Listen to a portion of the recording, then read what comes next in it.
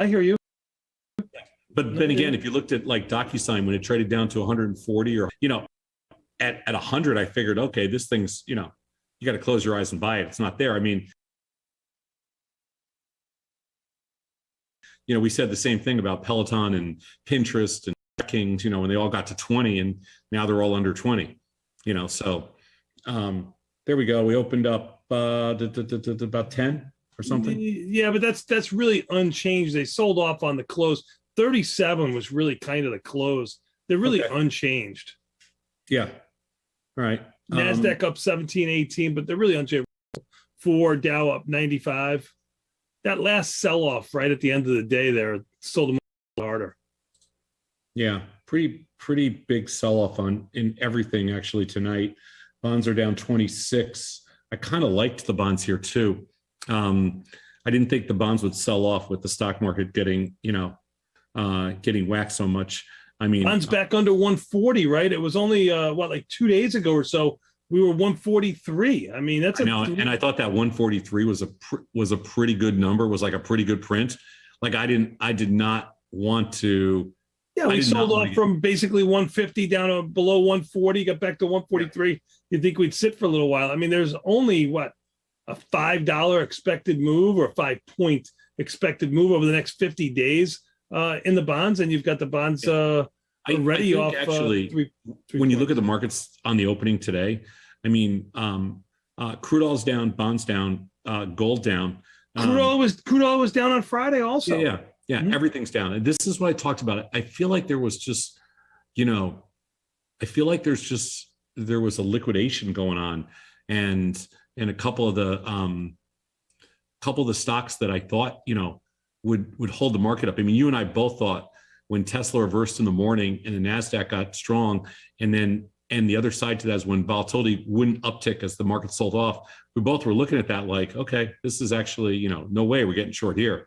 Even with the SPOOs down 50, volatility was basically unchanged. It wasn't until the SPOOs went down like 80 did volatility really catch itself a bit and trade, flirted with 32, but it's 31.30 right now, down 35 cents.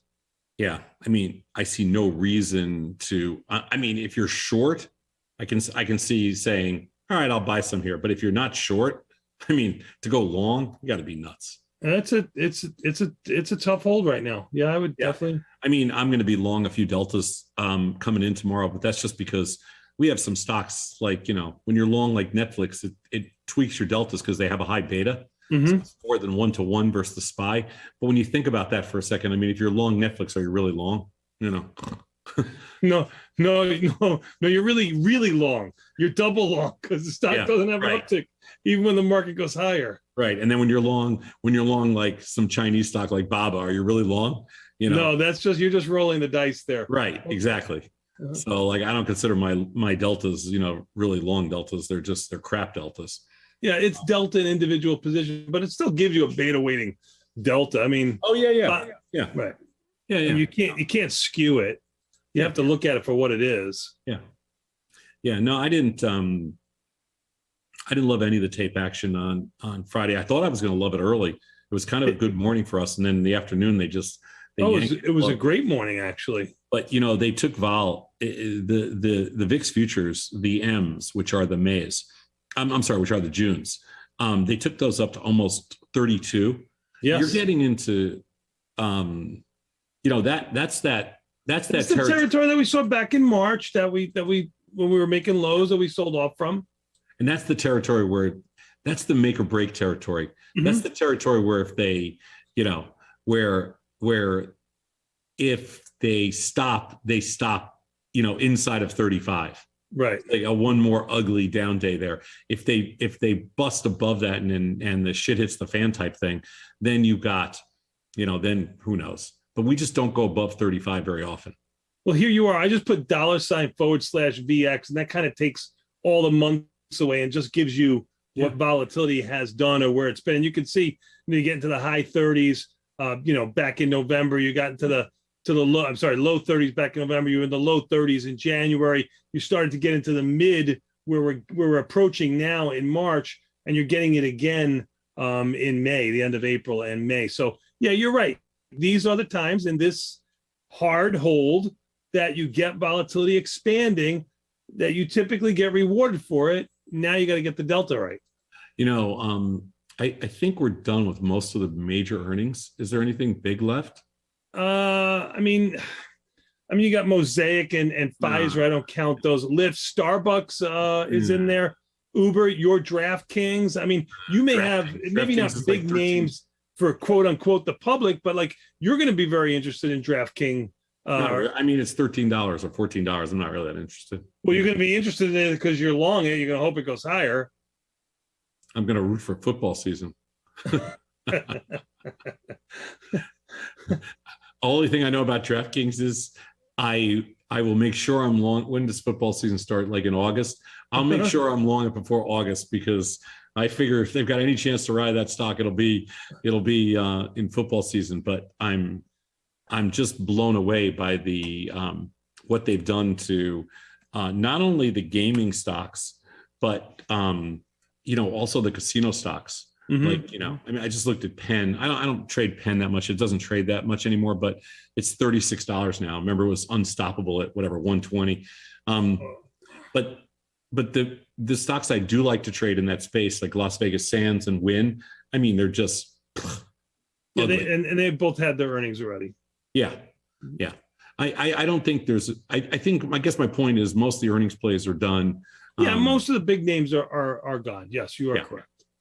Yeah, you are correct. And it'll be interesting to see what. I mean, on my screen tonight, early on tonight, the only thing that's up is natural gas, and that's been kind of unstoppable. Natural gas is. Listen, anybody that has a big position in natural gas, you deserve. If you make money on it, you deserve it. If you lose money, it's kind of like we told you so. Yeah, a small natural gas position is about the most anybody in the world should be able to stomach. All right, what is the back game plan for the week? Wow. Well, I'll tell you, I'm not short delta. I'm a little bit long delta. My theta's okay. My EXT isn't as high as it's been. I'm probably looking for some new trades in stocks that have had earnings already. You said you weren't going to have a position in Amazon.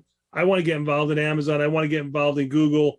A couple of others that are out there that I haven't had positions in, like Disney, McDonald's. Those have all had earnings again. I think I need to put some more money to work. I don't have enough money to work. I've got to get a much more balanced portfolio. I'm too much in the Netflix. I've been a lot into the Qs, SPY, SPX. I got to get some equities in there. I haven't nibbled on the equities, and I want to start nibbling on the equities. Well, Disney's basically out of business. Well, I mean, when do you buy, right? I mean, I couldn't, like you just mentioned Penn, I'm not buying Penn. Has earnings May 11th, but I mean, these are stocks that, like, I don't know. I'm long a little Wynn, and I'm long a little Las Vegas Sands, just a tiny bit of delta, but I'm not buying Penn. I don't like to touch the Barstool stuff or anything like that. I think DraftKings is the more interesting play for me, because from a risk reward side. But the problem is when you get down 12, 13, 14 dollars. That's not interesting to me. Yeah, I know, because it's too cheap. Yep. I know. You got to have a much longer. You got to have a Cathie Wood long-term time frame if you're going to be looking at DraftKings. And I don't want to be Cathie Woods or Tom Sosnoff right now, and have that long-term outlook on DraftKings. Trust me, you'd rather be Tom Sosnoff than Cathie Wood, because Cathie Wood has to face angry shareholders and board members and whoever the hell she's. We just have to face our demons, right? I just have to face you. I just have to listen to Beth. I'm not managing anybody's money. Oh, actually, my mom. So, I have to deal with the huge disappointment that I become. But other than that, no, I don't manage any money. So, but no, I can only imagine, from venture capitalists to various portfolio managers, to private equities, to mutual funds. I mean, there's nobody that walks away from a 20% down move in the NASDAQ. It doesn't matter what you did last year. The rules. Yeah, right. It doesn't matter, because who cares? The benchmarks were up. So And it doesn't matter if you're only down 19% and the benchmark's down 20 either. That doesn't matter either. You don't feel any better. No. So they're all getting crap. Yeah. So, it's pretty interesting. I talked about something. He's up 18. I thought I'd be a lot happier. I'm not that happy. So I was doing a webinar this afternoon with a group in Canada, and it was fun. And we were talking about stuff. And I brought up a point that I think is interesting in 2022 that nobody really talks about, which is in years past, companies would either buy another company or B, invest money back in their own stuff, right? In their own business. Mm-hmm. They'd make strategic trades if they did anything. In 2022, it doesn't really work that way anymore. And what you saw recently with Amazon coming out and saying that Rivian took them down, and Ford coming out and saying, Rivian took me down. Right. And you had Tesla a couple of, like maybe 2 years ago, say Bitcoin took us up. You have MicroStrategy say Bitcoin took us up, Bitcoin took us down. Sure. You have all these companies that what's the symbol for MicroStrategy? I forgot already. What? MicroStrategies. I forgot the symbol. It's I know Victor knows. I don't trade it. I forgot the symbol. MSTR. MSTR Monster, right? Yep. Down Where's that stock? $46 on Friday. Where is it? Down $46 on Friday. I'll put up there for you. Yeah. Trading at 354. Trading 354. And if I remember this stock correctly, it traded up to what, 900? Yeah. 850, 900. Yeah. Mm-hmm. Yeah. So it's down, whatever that is, 65%. Sure. And the reason I bring up MicroStrategy, and that's since like November, December. No, that's literally since November, December. And this right. is I know. That's what I mean. It's from November, December. The reason I bring this up is because this is an example of a company that invests a lot of money in Bitcoin. And other companies, invest, like Amazon invested in Rivian, and other companies invest in lots of digital asset companies. They invest in lots of other companies in the EV space. And now that they're forced to mark everything to market, which is the way listen, if you're long Rivian, it's a publicly traded company and it's trading at X, that's where it's trading. Right. If you had to liquidate, that's what you should be. Yeah. Right. So I guess my point is that companies. And I don't know if Rivian's out of the woods, by the way. No, I don't know what it is either. But here's my point. My point is that in 2022, companies use their money to invest in other companies, and not in an ownership role, because an ownership role is too difficult. Like last thing that Amazon wants to do or Ford wants to do is run Rivian. What they really want to do is just participate in whatever upside they have, in case it turns into another Tesla or whatever it is. Sure. So what they do is they make sizable investments that if they work out, it really helps their balance sheet. Nobody ever says, what if it doesn't work out? Right. Of course not. Now there is so much cooperation among investments because there's so much money out there that what you're seeing is companies aren't doing like accretive deals like they used to do in the past. And they're not doing deals where they're necessarily reinvesting in their own stuff. They're reinvesting in other management teams, spreading the wealth of all their capital, taking minority shares. And what you're seeing now is that they're paying for it. Sure. It's not working. Paying for being wrong on direction. Well, it works in a bull market. It works in a bull market. Sure. It doesn't work in a bear market. And with the higher beta stocks, it becomes a little bit of a disaster. And that's one of the things that's piling on this market right now. Because if you're Amazon, you're like, great, now what are we going to do with this Rivian investment? Right. In public, whatever, $75, $80, trade up to 100 something. But I guess the point is, now what do we do at $30? Now you're stuck. You got to sit, right? Well, it's the same thing with lots of different things. Like, you can look at the NBA, they do the same thing with DraftKings. And they're like, now that all the, they're just, it's going to be very hard to finance a lot of these deals going forward because just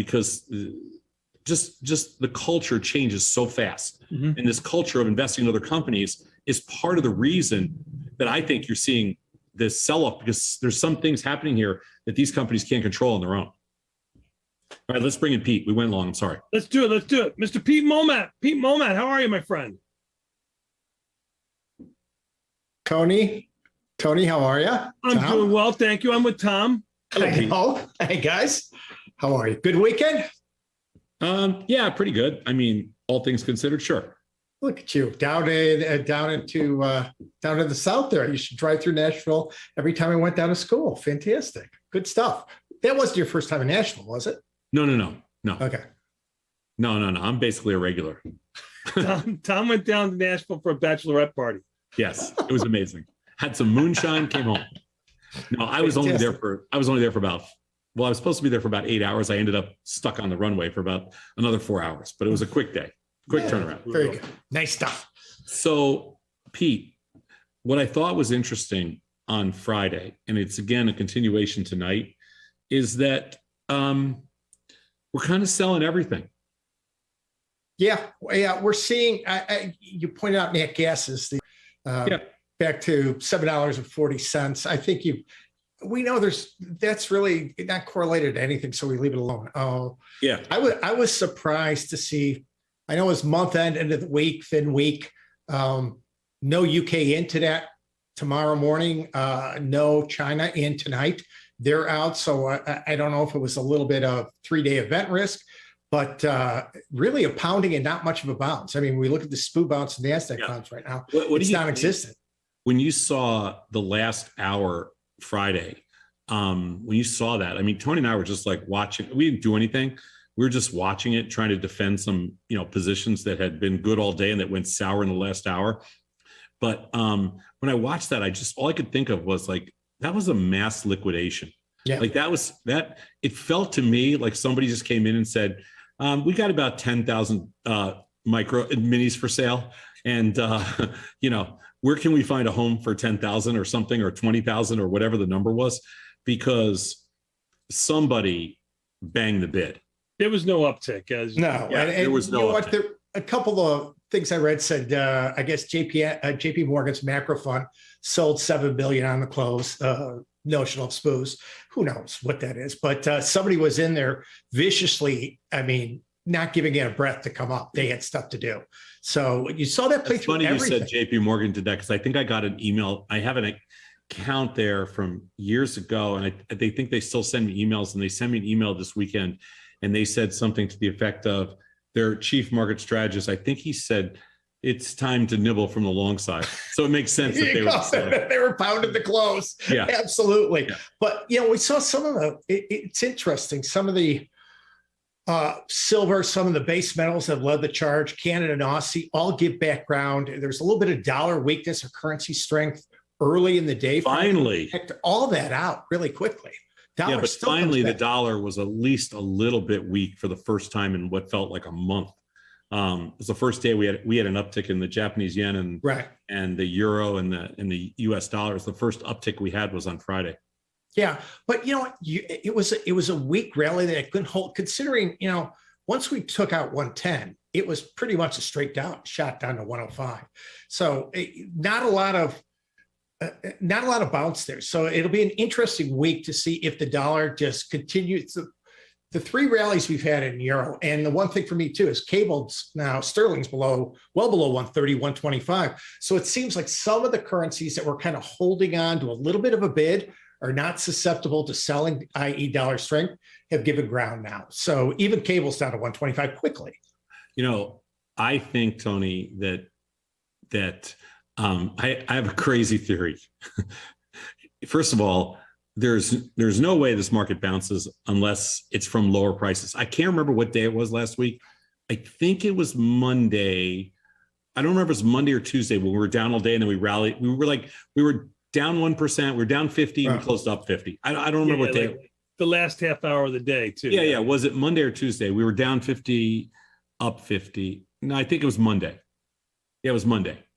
We were down 50, up 50. I think it was Monday. Mm-hmm. So, but I have a crazy theory for this week. So they're all talking about Putin getting cancer surgery or something like that. When he's in the hospital, the market's going to rally. Do you have an ETA for when he gets in? No, they're not going to say anything, but somebody will leak it. because the world is different now. Like you can't do anything. You want to go you stub your toe and they know. This is true. This is true. See. Rates continue, yields continue to bounce back. We're close to a 3% 10-year and a 3% 30-year. So, it's interesting to see. 30-year mortgage. I'm sorry. My buddy called me up this weekend. 30-year mortgages went from 3% to 5.5%, basically in a month. Yeah, it's amazing. And what's funny, Tony, is really the bigger rally in yields has been in the twos by far, and then the tens. Most of mortgage hedging is done with tens. I don't know if it's the liquidity or the duration, but they don't actually use 30. It's got to be liquidity. It's got to be because the 30s are really, you look at 30s volume, both in the futures and the cash, it's about 20% of what it is in the 10s. Yeah, but Pete, think about it. If you're in the real estate business, if you're buying or selling real estate, they obviously know that the average time most people hold a piece of real estate is significantly, I think it's about, I want to say 7 years. It used to be like longer, like 20 or 30 years, whatever it was. But now it's like, it's pretty short. It's like 5 or 7 years or something like that. So it makes no sense to hedge with 30-year paper. You should hedge with 10. Right. But now it doesn't even matter anyway, because 10s and 30s are the same price. The same thing. Right. Yeah. Right. I like the bonds here. On this sell-off, on the sell-off in the bonds from 143 into the 139 handle tonight, I like the bonds here. Wait a minute. This is the first time you've ever said I really like them. No, I like them. I know you've liked them the last couple of days as a trade. Yeah, blah, blah, blah. But first time you've really said, I like bonds. Because you've been short bonds. Yeah, I'm not short them. I'm a little bit long, but I like the bonds for a little bounce here. Maybe back to one. I think this is a hook at 139 and change. Maybe they get down to 139, but I think I like them here for a little bounce back to 142. Well, they've tipped pretty hard. IV ranks high, and the skew, which could trade on either side, there is actually pushing a little bit to the downside now. So, a fair amount of price move, a fair amount of fear built into the downside. So maybe it's time for a little bit of bounce. Yeah, I'm going to be watching silver. Silver's going to be interesting. Gold silver ratio, ounces of silver to an ounce of gold, is out to 88. You usually don't expect that in a down metals market, but it's just silver taking a beating while gold's unable to really detach itself from 1900. I think that if we get any semblance of a breather in equities, selling some gold, buying some silver, just buying silver, selling some silver puts down here, IV rank is fair. Selling some silver puts here, $20, $21 puts, I think is interesting. I haven't traded silver this year. Yeah. I haven't even looked at it. I didn't realize it was getting killed. Yeah. Where's SLV, Tony? I have not traded silver this entire year. I know. 21 down 38 cents on Friday. It hasn't really moved much. I guess it has. Yeah, it has. We had, we tried to challenge that $30 at the height of right when the war broke out. And it really has taken a beating while gold's held in there. So I think if there's anything to bounce that has enough IV rank there where you can look to sell a little bit, you can even, it's still a little bit hard getting on the put spreads, but selling some puts further out looks really interesting to me as we go through the week. We've got the FOMC. Even though it's, I'm sorry to interrupt you. Yeah, no. Even though /SI is a big little product, right, $22, I think it's a better product than SLV, which is too small as an equity product in my opinion. So when the S&Ps go down here, which is about 2 seconds away, at what point are they interesting to you? Interesting at all? I think right around 4,100, because I think they're going to get there tonight. Oh, you're looking for down 30 on even the S&Ps pretty well. much. I think they can get there tonight. They'll be sufficiently underwater at that point, so I kind of like them there. But around 4,100, I think you can nibble. Well, I bought him on the close at 37, watched him go down to about 27, rally back up to 42, and sold him back out at 37. So I agree with you. I think they're going to be a little bit softer here first before they go higher. They're down in the night now. They were up 18 when we first started. I hated them, but I didn't want to sell them in the hole. Now they're down 3. I think they could trade 4,100. I think then, you can nibble, Pete. I'm going to nibble. You'd rather nibble on SPOOs than NASDAQ? I don't think it matters right now. NASDAQ speed up more than anything else. Well, that's what I'm thinking too. But the NASDAQ's been outperforming for the last 5 years. I hate getting caught long the NASDAQ. I can handle the screws better mentally than the NASDAQ. Yeah, it's especially now at night. It's so slippery. I think we covered 50 handles on the opening from where it opened down and then bounced back to a little bit higher. So this is actually. I thought they'd be pretty weak. I said I thought they'd open up tonight, open higher, sell off a little bit, and then overnight probably rally. But I think they'll hold that 4,100 level. Pete, we're gonna let you go. All right, guys, have a great night. Thanks, Pete. Appreciate your time. We're going to go across the pond to John Ezzy in Australia. John Ezzy, how's everything down under? Oh, now he has music too? I have music. How good is that? That's real good, I think, with all fairness, if you're going to play, don't you have to almost play AC/DC or something like that? You got to play A Man from Down Under, Man It Works. It's just like, Beth, if you can hear that next time, we'll play that one. Yeah, come on. So it's a lovely day here in Australia, Monday morning. We're coming into our winter. It's blue skies are out.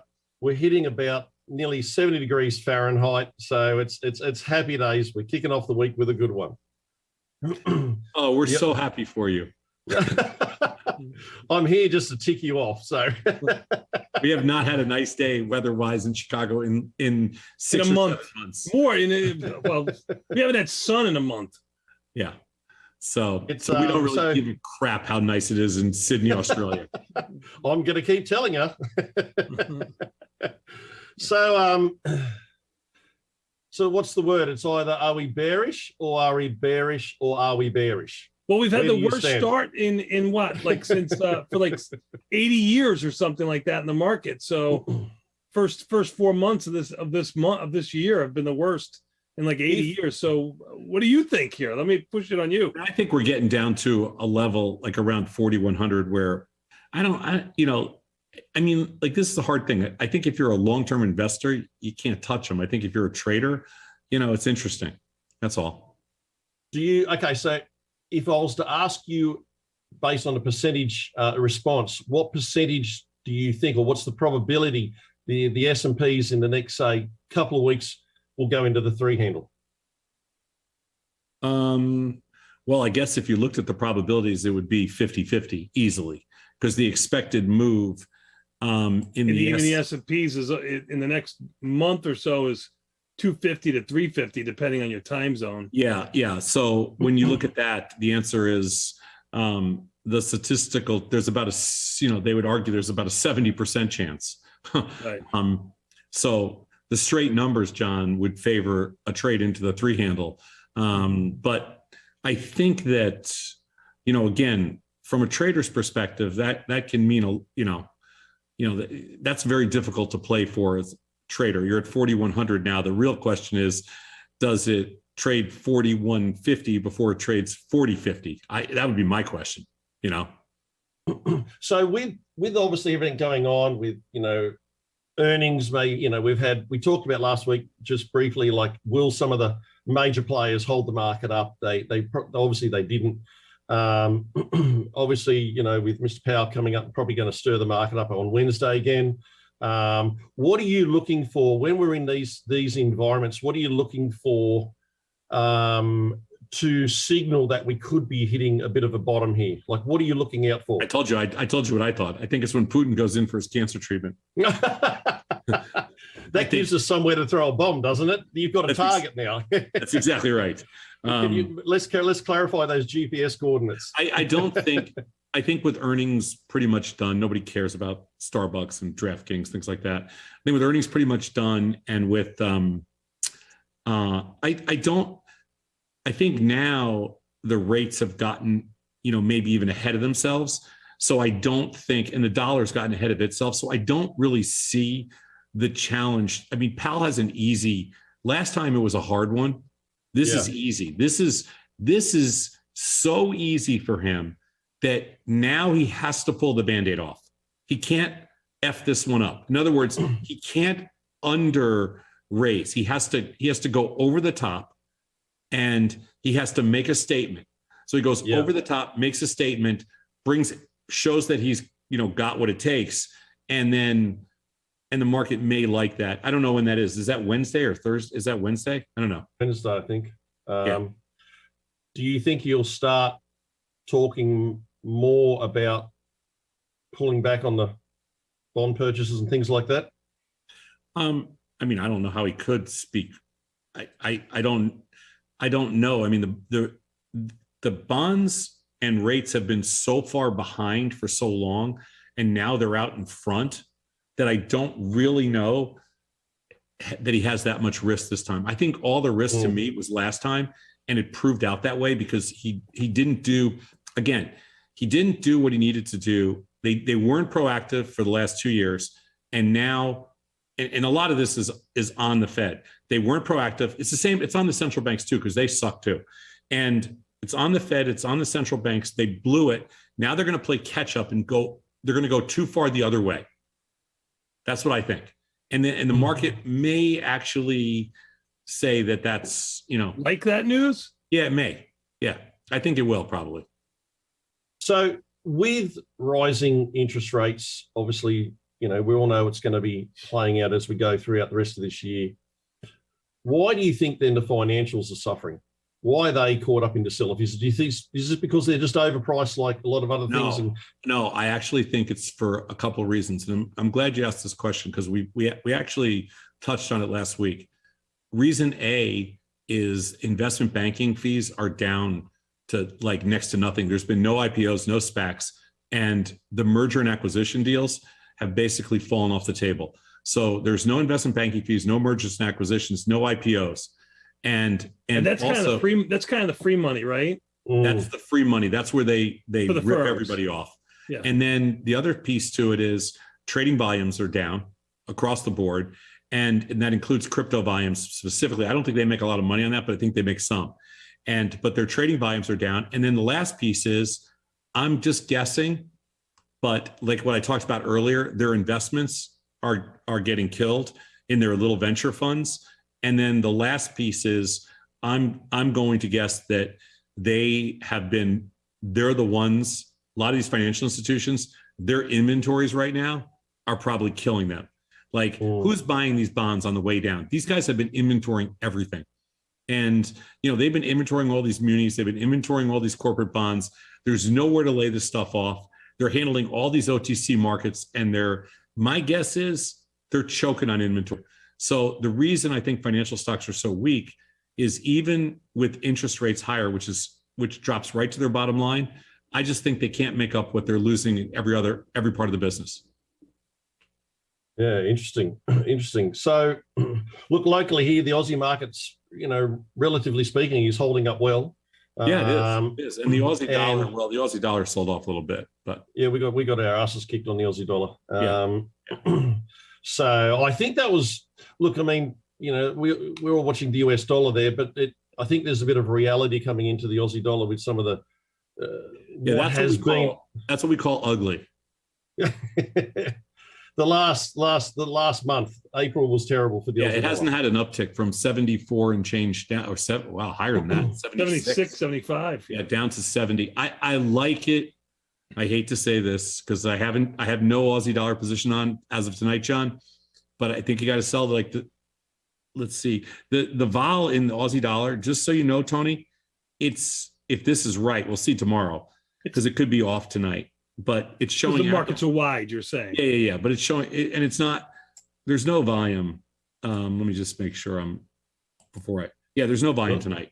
It's so showing I don't 15%. Yeah, I don't trust the vol numbers, but 14-15% in the Aussie dollar is 2 to 2.5 times normal implied volatility. Mm-hmm. So the 68 puts actually have some juice, but you can't trade them tonight.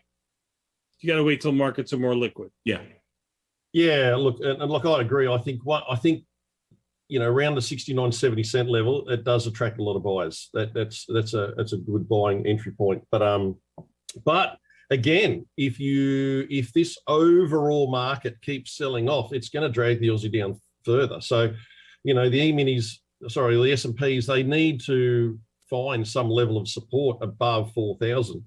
If that's the case, I would agree. I think selling the 68 puts on the Aussie dollar could be a great trade. Yeah. Well, let's see. Let's see if we get down here to 4,100 while we're still on air, Tony. I think it's entirely possible. I mean, here's the 41.18 down 9. Yeah, I know, but here's the thing about markets like this: the bids are thin. Mm-hmm. You know what I mean? There's not a lot of shorts right now, so there's not a lot of people buying. You know, like when a lot of people are short. 1,000 futures have traded already. Isn't that horrible? No. I know, but when a lot of people are short, there's buyers all the way down. Sure, it feels thick. Yeah. They it's not thick. They labor lower. John, we're gonna let you go and bring in Victor. Thanks, John. All right, boys. Have a great one. Time. All right, thanks. Victor Jones. Tom, Tony, Tasty Nation, how you guys doing? Doing good, my man. How are you? It's ugly out there, I'm Vic. doing okay. I didn't know there. Tom and I were going to match today. You know, I don't know if the viewers can tell us apart, quite frankly. Thank God for that beret. Yes, for the beret. Very, very subtle changes between us. Tony, how are you, man? I'm doing great, man. No complaints. How are you doing? I don't know, quite frankly. I don't What do you know. mean? I'm What do looking. you mean? Well, thanks for asking, Tony. Sure. You know what I mean? Thanks for asking my opinion on this show. Sure. I really appreciate that. It feels like somebody loves me. Feels like somebody cares about my point of view and perspective. I'll tell you why. Did Tom give you a GFY this weekend? In so many ways, probably. I forgot about it. Here's my thing. Can you think of a better barometer for the change in how people are thinking about markets? Let me just a couple years ago, okay? I want you to envision this. Tom, you don't have to close your eyes because I don't think you like participating in trust fall type situations, but I want you to close your eyes if you could. I don't like trust fall situations. You're right. And I want you to imagine all types of young people gathering in Miami to talk about Bitcoin and this digital asset revolution and the future, how things are changing. And that actually happened a year ago, didn't happen too long ago either. Now, all of a sudden, there's 24/7 coverage of my home state, Nebraska, Omaha, Nebraska, that is, to watch two 90-year-olds talk about investing. And there couldn't be a better poster child for how this market has moved to defensive. They've moved to low volatility. They've moved to companies that make money. They're not thinking about moonshots anymore. There couldn't be a better setup for the change in sentiment of this marketplace than how much play that Berkshire meeting got over the weekend. Oh my God, versus please stop. the Bitcoin conference. Please stop. I'm going to tell you And right now. you got to love it. The You Oracle know of he's going to Omaha. write about this on No. Monday. I've already written it. I've already written my cherry bomb. I've already sent it off to Beth. And let me tell you something. Please do me a favor. I'm begging you. Don't read it. I am begging you. Do not read my cherry bomb. I don't need to because I already know what you talked about. You talked about sensible investing. You talked about investing for the long term. You talked about looking at the metrics, the fundamentals that matter. And that's probably what you talked about. The title of it is Two Irrelevant Dinosaurs.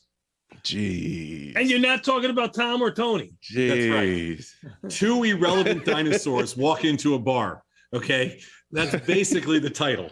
So don't even go there with me because I'm not having this argument with you on a Sunday night. We're just going to talk markets. But Fine. if you want to, I really believe that the best thing that Warren Buffett and Charlie Munger can do for the rest of their life is work the drive-in at Dairy Queen in Omaha, because that would be cool. Like the worst thing they can do for finance is give speeches and talk about what they think. Just work the drive-in, fill up some cones, take the money, do whatever you got to do. I love it. I love it. It's the advice sometimes that we all need. You know what I mean? It was fun for a while. Young people out there screaming diamond hands and okay boomer because they were sprayed down with, liquidity and stocks only went up. You're a 75-year-old. You're a 75-year-old white Jewish guy in a young black man's body and whatever. What happened to you? Who dropped you on your head? What do you mean? Look, listen to me. Listen to me. I come on this show for years now. I've been talking to you and Tony, and I've completely misunderstood you guys. For years, I thought you were contrarians, and you are, but I always thought contrarians were like negative. You know what I mean? I always thought they were negative, but really, what turns out is you were effectively the immune system of the marketplace. When the market's sick, and it can get sick to the upside and the downside, you guys are there to say, look, I don't know if you've noticed this, but this market's not very healthy. And you guys only want a healthy market, and I can respect that. Tom, you said something earlier that maybe the market doesn't care about. I'm still trying to process that last comment. I don't even understand it, but go ahead. Yeah, because I always thought people that bet against positive drift were just generally negative. They're taking the end of the world scenarios, but that's not true. I'm yeah, I know. Full. Yeah, except when it comes to my man in Omaha. I think you guys have a lot more in common than you think. Oh my God. Oh my God. I think you're just doing this. I think you're just doing this because you don't want me to sleep tonight. Sort of. You don't want me to go to sleep. You just want me to stay. Here's awake. the thing. On Friday at 2:55, and I'm going to sound crazy, and I'm going to look crazy. I'm going to regret saying this, but there was almost nothing to get excited about. All of a sudden, these people are talking about, hey, we might be headed towards a soft landing. They get the GDP a few days before that, and they go, what? We're halfway into a recession? What do you? I'm over here thinking we're headed towards a soft landing. Turns out we're 3 months into a recession. I didn't even know it. And I get it. There's tons of technical reasons. If you want to find good news in that GDP report, you probably can.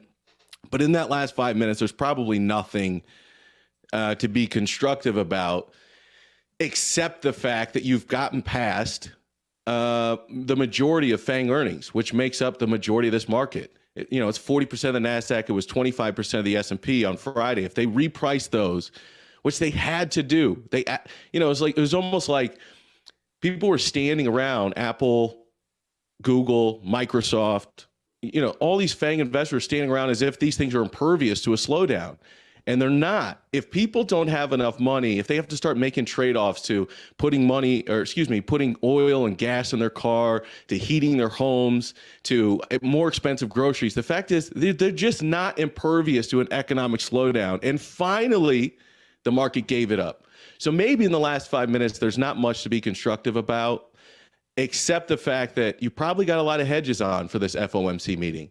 And it's probably going to be hard to spook the marketplace in the short term. Now, every time I bet against Jerome Powell and his ability to come up with some more hawkish rhetoric that scares the shit out of the rest of the marketplace, he said, okay, I'll see your bet. And also, I'm all in. Watch this. Jimmy Bullard, get out there. Jimmy Bullard's kind of like, don't you think? Sorry, I didn't mean to interrupt. Go ahead, finish your Jimmy Bullard story. Come on, I was right about to connect with Tony for a second. Tony, you know those mafia movies? There's always the guy with the toothpick. He has no lines in it at all. His name's like Jimmy Nichols or something. He has no lines, but every time something's got to go down, it's like, hey, Jimmy Nichols, why don't you go pay him a visit? And he's like, got you, boss. That guy, that's Jimmy Bullard right now, because every time he's opening his mouth, he's got a double barrel shotgun into the chest of the marketplace. I just wonder, is there any more rhetoric for this marketplace? And if you lift the hedges here and you're past the FANG stocks, I don't think this is a constructive market over the long term. I don't know. How much more can you guys get afraid, you big scaredy cats? Oh, please. First of all, I wasn't talking to you. I was talking to market. First of all, I think that this is actually the easiest. This is actually the easiest meeting for Jerome Powell ever. Because what do you mean by that? Okay, I said this earlier, but by the way, now all of a sudden we're talking FOMC. No, just for 1 second, because you brought it up. So I'm just going to give you. I'm proud of you. You didn't listen earlier, so I'm going to explain to you what's going to happen. They butchered the last couple.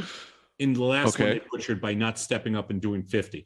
This time, they're going to overreach because they're going to make a statement. This is a layup overreach. This is a make-up call? That's what everyone thinks. I think that's what everyone's nervous about. And I wonder with nervous about it. That's the right move. Layup overreach because they got to prove that they've got balls and everything else. So it's a layup overreach. And this one, I don't think the market will react. I think you have to like the risk reward this week is in trading bonds from the long side. Unless they crash from the long side, I like them. Yep. I nibbled. And when I say nibble, I mean like, you're at a fancy restaurant and you just paid $1,000 for an hors d'oeuvre and you're trying to make it last an hour type nibble. And I'm going to tell you what I nibbled on. It's all the stuff I have no business. No. This is like your restaurant that you went to. You paid $1,000 for your meal and they brought out the main course on a spoon. Like, you know what I'm talking about? You remember the time we you're went to that looking at restaurant? It has You remember something on it on a spoon, and that's your main course. And you're like, oh man, this better be worth it. Do you remember that time we went to a restaurant, Tony? And I know you were there. It was you and me. I forget who else. I think it was Scott. And they brought us one of the courses was like this powder on a spoon. Yeah. And I was like, it would change your taste buds. Oh, I went to that place. Yeah. I went to that place in the West Loop. They closed it down. That guy had a couple of restaurants. That was beautiful. And it would turn something sour, like sour lemons. You could literally bite into a lemon and it would make it taste like lemonade. It was some African like flour or something like that. Yes. Yep. Anyway, I guess my point is the better example is you go into a steakhouse and you, instead of ordering steak, you order salad. No, you ordered the Chinese food. Well, I'm telling you, I nibbled small on some of the. You can't make Chinese food jokes around Victor. He's part Chinese now. I gotta pass those by. I can't. It was more a play on when you go to a Chinese restaurant and somebody orders a hamburger. That's where I was can't going. Touch those. Like we can't make any jokes anymore. We can't make Jewish, Italian jokes. We can't make black jokes. We can't make Chinese jokes. We're out of business.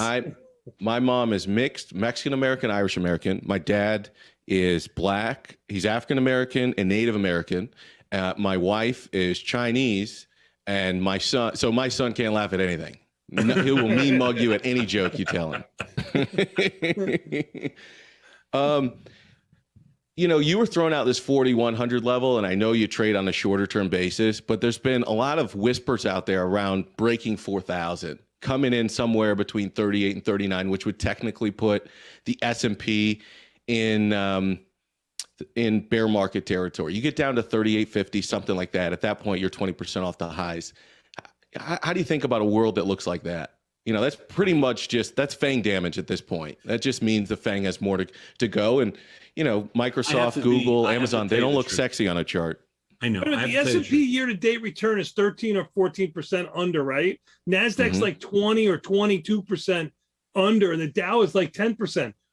Did we move the fences? I mean, I always thought a bear market territory was 10%. Did we? Oh, no. Correct. There's correction. Technically, it's correction 10%, bear market 20. But I don't think the only reason these things are holding up. Okay. Can I just say? I was going to say I agree with you, Tony.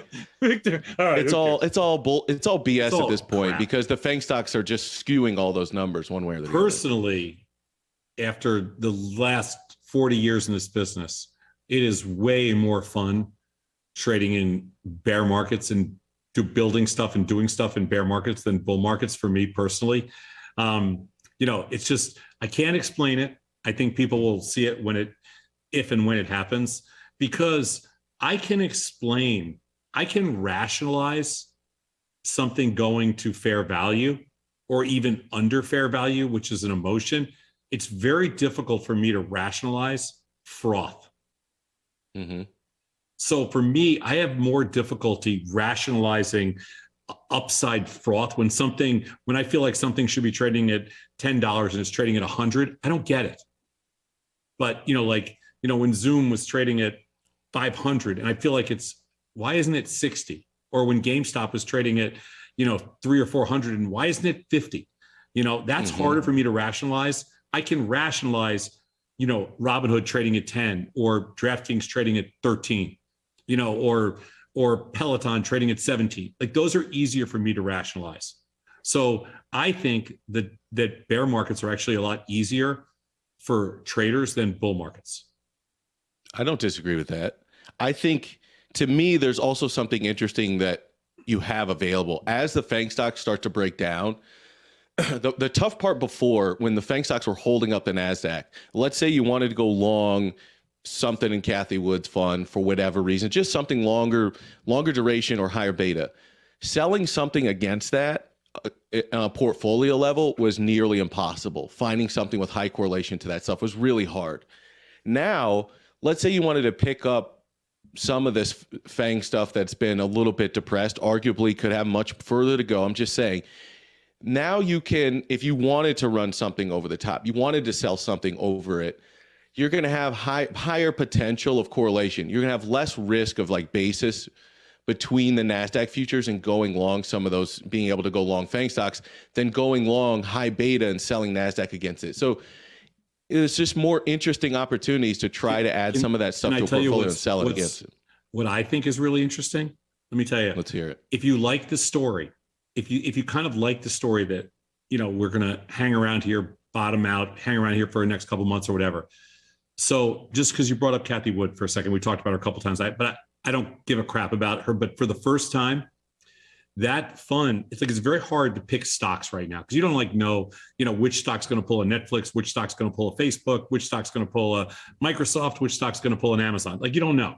Mm-hmm. So you buy ARKK, but instead of buying ARKK, the vol in there is so high right now that the June 40 puts, it's a $47 stock. The June 40 puts are $2. Mm-hmm. I mean, you know, there's a 5% return in the June 40 puts with an 80% probability of success for 45 days or 47 days, whatever it is. Like, those are crazy numbers if you like the market at all. And that gives you $7 of a stock's like 47. Those puts are over $2. Like, there are some crazy numbers out there like that to me. But that's just volatility, Tom. That's just no, I understand. Right. But like, if you're saying, okay, I like the market at 3,800. Okay, that's a 3,900 print. That's what that is. Right. Yep. I think short term, here's my point of view. I don't love being short anything.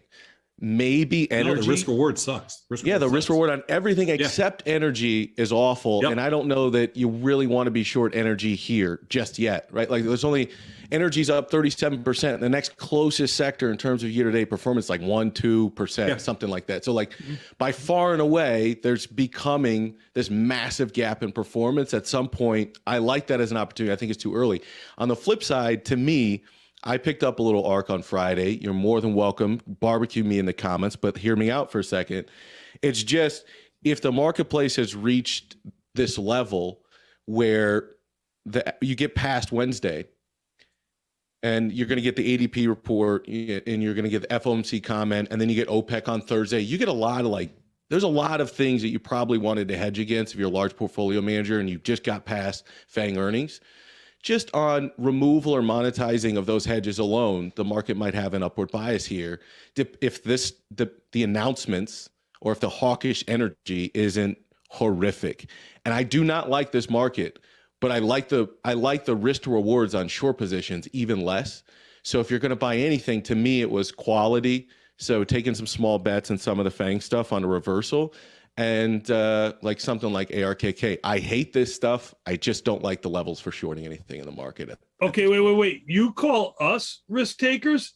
You want to be long ARKK? I happen to have a little bit of long delta in ARKK too, only because it's had a 1 standard deviation move last month to the downside, and I got long by default, even though I was rolling down calls. If you want to talk about a stock that has the worst upside risk reward, in my opinion, it's ARKK, just because.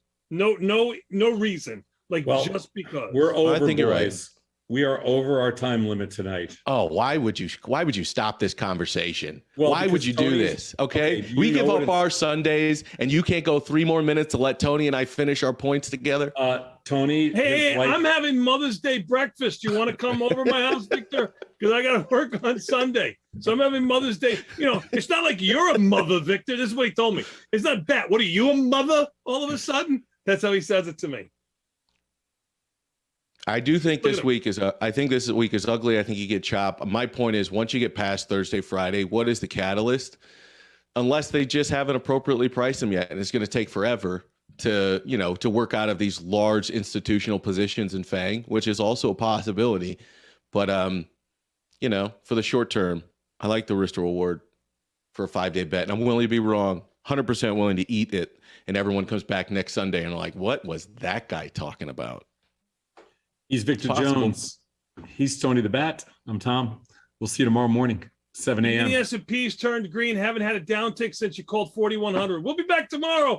See you then. Hey, I said I wanted to buy him at 4,100, not sell him. I said I wanted to buy him. You got a button. Peace. Bye, Victor. See ya.